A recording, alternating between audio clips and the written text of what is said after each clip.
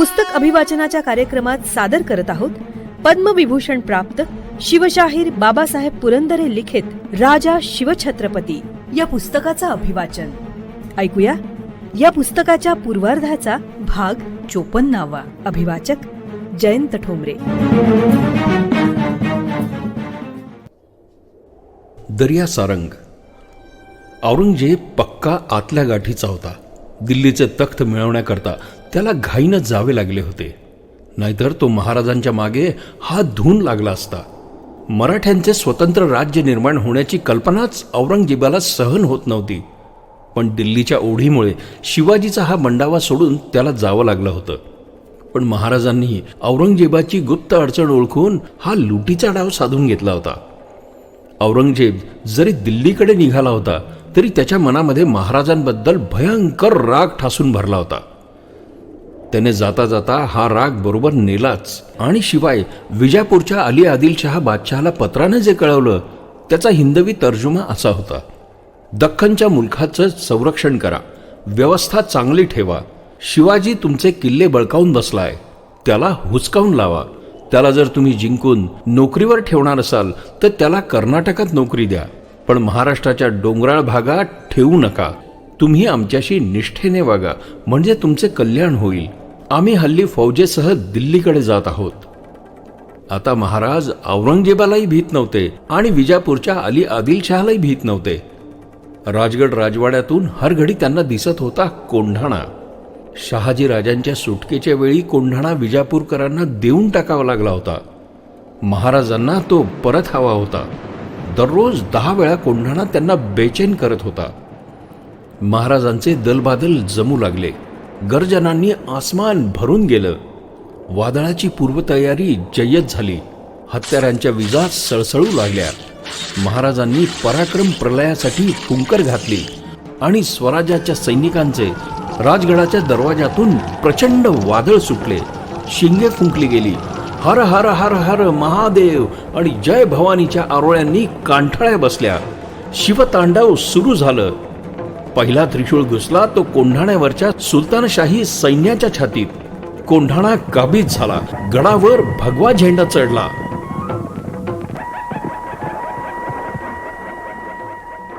रघुनाथ बल्लाळ आत्रे यांनी दाभोळ काबीज केलं होतं. ते आता दंडाराजपुरीवर चालून निघाले. रघुनाथ पंतांनी दंडाराजपुरी लगतचा किनारा जिंकला आणि जंजिऱ्याच्या सिद्धीला मोर्चे लावले. जंजिऱ्याचा हा सिद्धी म्हणजे पाण्यातला उंदीरच होता. जंजिऱ्यावरची कलाल बांगडी कोकणच्या उरात धडकी भरवीत होती. महाराजांची तळमळ अशी होती की हा पाण्यातला सिद्धी कायमचा बुडवून टाकून सबंध उत्तर कोकण काबीज करायचंच. पण मुरुड जवळ असलेल्या समुद्रातील हा जंजिरा किल्ला काबीज करणं अत्यंत अवघड होतं. त्याकरिता उत्कृष्ट आरमाराची जरुरी होती. महाराजांनी समुद्राचं बळ ओळखलं होतं. सह्याद्री, समुद्र आणि मावळे यांच्या प्रचंड सामर्थ्यानिशी महाबलवंत स्वराज्य उभे करण्याची त्यांची महत्वाकांक्षा होती. रघुनाथ पंतांना जंजिरा प्रत्यक्ष काबीज करणं अशक्य होतं, परंतु सिद्धीवर त्यांनी मराठी जरब मात्र बसवली. यावेळी महाराजांचे मुख्य अंमलदार महाराजांच्या बरोबर घोडे दौडीत होते. त्यातले हे अधिकारी म्हणजे शामराज निळकंठ रांझेकर, पंत पेशवे, वासुदेव बाळकृष्ण हणमंते मुजुमदार, महादाजी शामराज सुरनीस म्हणजे सचिव, माणकोजी दहातोंडे सरनौबत घोडदळाचे सरसेनापती, नूरखान बेग सरनौबत पायदळाचे सरसेनापती. या सर्व मंडळींशिवाय कितीतरी तडफेचे तरुण, प्रौढ, वृद्ध मराठेही या पराक्रमाच्या वादळात सामील झाले होते. निळोपंत बहुतकर, सोनोपंत डबीर, कान्होजी जेधे, तानाजी, येसाजी, सूर्याजी, नेतोजी, जीवा महाला, मोरोपंत पिंगळे, रामचंद्रपंत बहुतकर, त्र्यंबकपंत डंबीर वगैरे तरुण आणि किती जणांची नावे सांगू. सगळे प्रत्येक जण चौखूर घोडदौड करीत होता. महाराज स्वतः गुप्त वेशानं कल्याणच्या बाजूस कोकणास याच वेळी उतरले.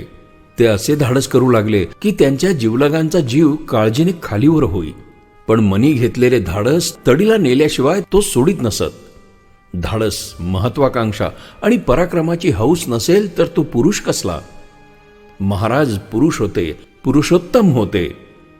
महाराज सर्व टेहळणी करून देशावर आले. त्यावेळी दसरा नुकताच होऊन गेला होता. महाराजांनी आपल्या भोवती असलेल्या एकेका बहादराला भराभर एक एक कामगिरी सांगितली.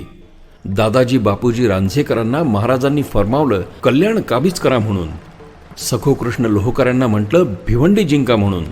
बाकीच्या प्रत्येकाच्या भिवाया उत्सुकतेने हुकूम झेलायला उंचावल्या होत्या. आणि मग महाराजांनी एक एक गड फरमावला.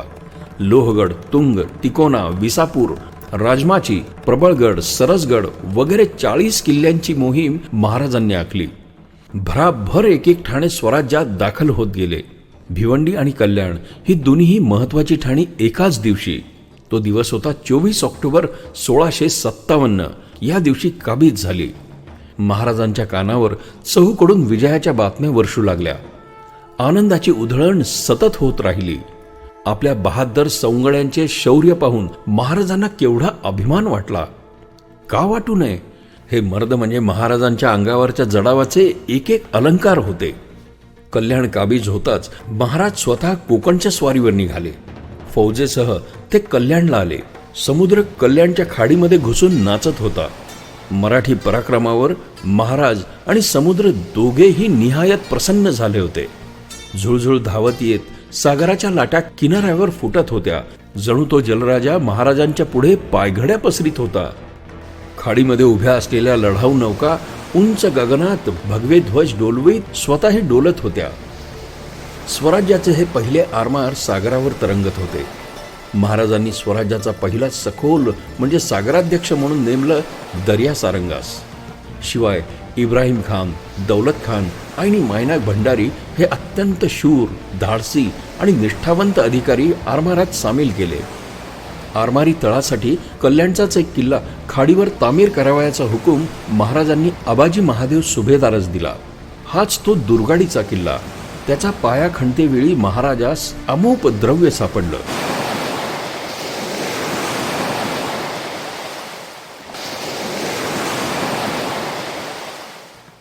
कल्याणहून महाराज जातीने माहुलीच्या किल्ल्यावर चालून निघाले. माहुलीचा किल्ला आसनगावच्या जवळ आहे. याच माहुली गडावर शहाजी राजांनी निजामशाही टिकवण्यासाठी अखेरची झुंज मोगलांची 21 वर्षापूर्वी दिली होती. त्यात ते हारले होते. तो गड आज महाराजांनी जिंकला. तो दिवस होता 8 जानेवारी 1658 आणि त्यानंतर लगेच महाराज राजगडावर परत आले. महाराज नंतर राजगडावरून चौलकडे वळले. चौल पोर्तुगीज फिरंग्यांच्या ताब्यात होते. तेही काबीज झाले. गोव्याच्या गोरंदोराच्या म्हणजेच गव्हर्नर जनरलच्या छातीत धडकी भरली.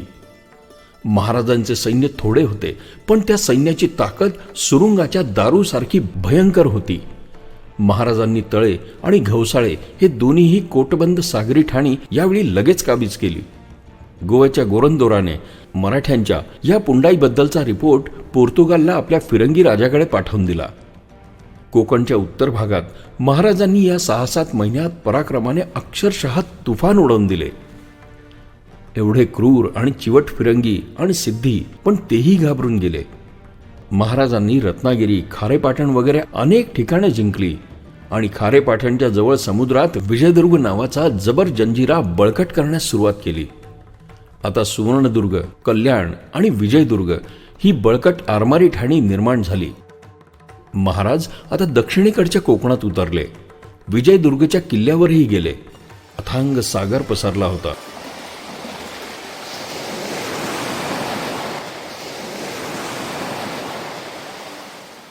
वर आकाश, खाली अथांग समुद्र. विजयदुर्गावर महाराज उभे होते. तिघांनाही उपमा एकमेकांची. आकाशात ढग भिरभिरत होते. महाराजांचा शेला, अंगरखा आणि मोत्याचा तुरा वाऱ्यावर नाचत होता आणि सागराच्या लाटा विजयदुर्गावर आदळत होत्या. जणू महाराजांना त्या किताब बहाल करीत होत्या आणि ओरडून म्हणत होत्या, हे महाराष्ट्राच्या महाराजा जा. हे तुझे आरमार घेऊन क्षितिजाच्या पलीकडे जा. दुश्मनांचे होडगे सुद्धा पश्चिम किनाऱ्यावर तू फिरकू देऊ नकोस. बदमाशगिरी करून कुणी बदफैली करत असेल तर तोफेच्या दणक्यानं तू ते उडव. मी ते लगेच गिळून टाकीन. महाराजा, तू पाण्यावरचाही पातशाह आहेस. साफ गनीम बुडव. महाराजांनी संगमेरी नावाची लढाऊ गलबते बांधवून त्यावेळी समुद्रात सोडली. भगव्या झेंड्याचा धाक पश्चिम समुद्रावर चांगलाच बसला.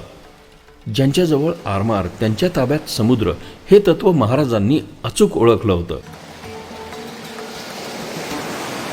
गोमंतकाच्या जवळ कुडाळ आणि सावंतवाडी इथं सावंत भोसले यांचे घराणे जहागीर सांभाळून होते. हे भोसले म्हणजे महाराजांचे भाऊबंदच होते. भगवंतगडापासून तेरेखोलच्या किल्ल्यापर्यंतचा समुद्र किनारा सावंतांच्या मुलखाला लागून होता. पण आरमाराकडे त्यांचे लक्ष नव्हते. हे सावंतराजे स्वतःला आदिलशहाचे सरदार म्हणवीत.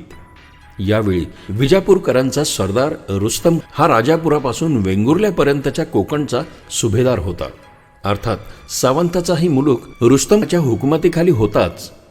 परंतु लखम सावंतांचे आणि रुस्तमचे वाकडे आले तेव्हा रुस्तमने सावंतवाडीवर स्वारी केली. लखम सावंतांच्या आणि त्यांच्या चकमकी झडू लागल्या. आपले बळ अपुरे आहे हे लखम सावंतांनी जाणले आणि महाराजांकडे मदतीकरता धाव घेतली. सावंतांचा वकील पितांबर शेणवी महाराजांकडे आला आणि उभयतांचा तह ठरला.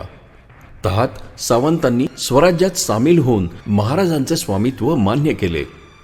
सावंत भोसले आणि शिवाजी महाराज भोसले एक झालेले पाहून रुस्तम जान मुकाट्यानं गप्प बसला. याच स्वारीत गोलेकर सावंत हे महाराजांच्या भेटीस आले. त्यास नावाजून महाराजांनी पदरी ठेविले. गोलेकर सावंतांपाशी एक अप्रतिम दुधारी तलवार होती. जलचरांच्या मुलखात म्हणजे युरोपात ती तयार केलेली होती. बहुधा ती फिरंगणात म्हणजेच पोर्तुगालात टोलॅडो इथे तयार झाली असावी.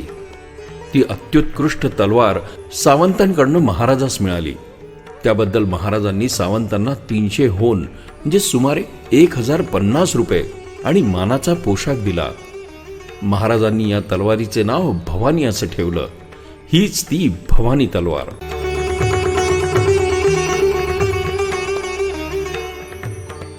मोरोपंतांनी जावळीच्या खोऱ्यातील किल्ला बांधून पूर्ण केला. महाराज किल्ला पाहावयास आले. पंतांनी आपली सारी बुद्धी ओतून गड घडवला होता.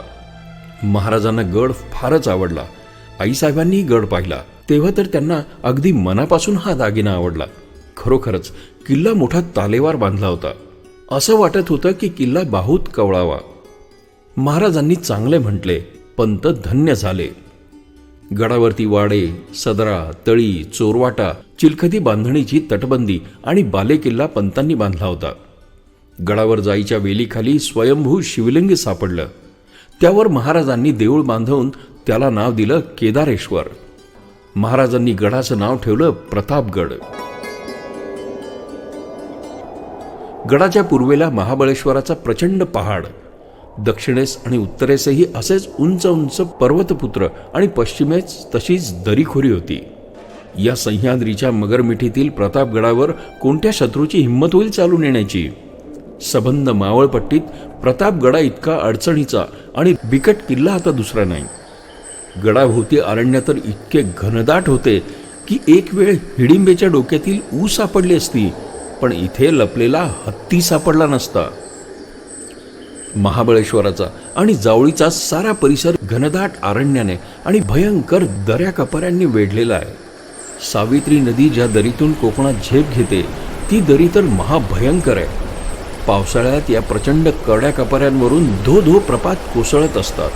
आवाज घुमत असतात. प्रतापगडाच्या सन्निध्य घुणसपुराजवळ मकरंदगड आहे. उमराठे गावाजवळ चंद्रगड आहे. गोळेवाडीजवळ मंगलगड आहे. ह्या गडकोटांनी या जावळीचा दरा अगदी बंदिस्त करून टाकला आहे. चंद्रगडाजवळचे उमरठे गाव तानाजी मालुसऱ्यांचे. प्रतापगडावरून रोहिड खोऱ्यामध्ये उतरायला वाटा होत्या.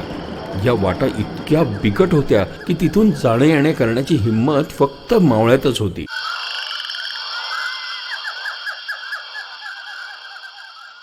सईसाहेब प्रसूत झाल्यानंतर काही दिवसांनी आईसाहेबांनी त्यांना आणि युवराज संभाजीराजांना पुरंदरावरून प्रतापगडावर नेलं. सईबाई साहेबांची प्रकृती फारच अशक्त झाली होती. बाळराजांचे अंगावरच्या दुधाने पोट भरेना म्हणून नसरापूर जवळच्या कापूरवाहाळ गावचे गाडे नावाच्या मराठी घराण्यातील धाराई नावाच्या स्त्रीस आईसाहेबांनी प्रतापगडावर बोलावू धाडले. धाराऊ लगबगा आली. आईसाहेबांनी संभाजीराजांना तिच्या मांडीवर ठेवलं. धाराऊने बाळराजाला पदराखाली घेतलं. धाराऊ युवराजांची दुधाई झाली. तिच्या दुग्धधारेवर बाळराजा पोसला जाऊ लागला. तिची स्वतःची 2 मुले शूर निपजली होती. स्वराज्याच्या सैन्यात तीही मुले सामील झाली होती. त्यातील थोरल्या मुलाचं नाव होतं अंतोजी आणि धाकट्याचं नाव होतं रायाजी. धारावला दर साल 26 होणांची तैनात खर्ची लावून देण्यात आली. समर्थ रामदास स्वामींनी चाफळला आपल्या मठामध्ये रामजन्म आणि अन्य महोत्सव सुरू केले होते. रामाची मूर्ती तिथे स्थापन केली होती. महाराजांनी जावळीच्या खजिन्यातून दर साल श्रीदेवास 200 होन म्हणजे 700 रुपये देण्याची आज्ञा केली. ती याच वेळी प्रतापगड बांधून झाल्यानंतर महाराजांनी अर्जोजी यादवास प्रथम किल्लेदार नेमलं होतं.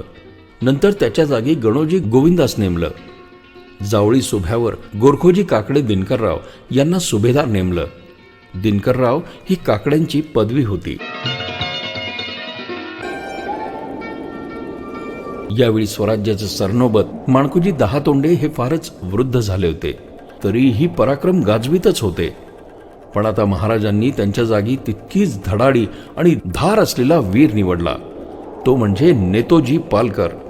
नेतोजी पुरंदरची किल्लेदारी पाहत होता. तो आता सरनोबत झाला आणि माणकोजी महाराजांच्या सदरेवरचे सल्लागार बनले. महाराजांच्या धुमाकुळाने विजापुराच्या दरबारातील हवा भयंकर तापली होती.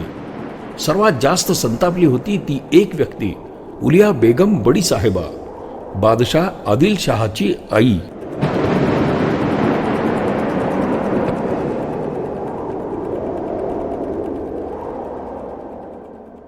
श्रोते हो, पुस्तक अभिवाचनाच्या कार्यक्रमात पद्मविभूषण शिवशाहीर बाबासाहेब पुरंदरे लिखित राजा शिवछत्रपती या पुस्तकातल्या पूर्वार्धाचा भाग 54 आज आपण ऐकलात. रसिक हो, आपल्याला हे पुस्तक अभिवाचन आवडतंय, भावतंय, ऐकावंसं वाटतंय हे आपण दिलेल्या कमेंट्सवरनं लक्षात येतच आहे. पण आपण आपल्या याविषयीच्या कमेंट्स, प्रतिक्रिया आम्हाला रेकॉर्ड करूनही पाठवू शकता. या पुस्तक अभिवाचनासाठी येणाऱ्या प्रतिक्रियांवर आधारित प्रतिसाद या विशेष कार्यक्रमात त्याचा नक्कीच समावेश केला जाईल. मग आता त्यासाठी आमचा व्हॉट्सअप क्रमांक आहे 94 222 55 909. क्रमांक पुन्हा एकदा ऐका, 9422 55909. तसंच तुम्ही ईमेलही करू शकता. त्यासाठी आमचा मेल आयडी आहे imagead27@gmail.com. IMAGEAD27@gmail.com. तेव्हा आपल्या प्रतिक्रिया रेकॉर्ड करून आम्हाला नक्की पाठवा. आम्ही त्याची आतुरतेने वाट बघतो आहोत. आणि आता जाता जाता रेडिओ जयंतचे दर्जेदार कार्यक्रम ऐकण्यासाठी, त्याचं वेळोवेळी नोटिफिकेशन मिळवण्यासाठी रेडिओ जयंत लाईक करा, शेअर करा. आणि हो, रेडिओ जयंतच्या या YouTube चॅनलचं सबस्क्रिप्शन फ्री आहे. तेव्हा लगेचच रेडिओ जयंतला सबस्क्राईब करा.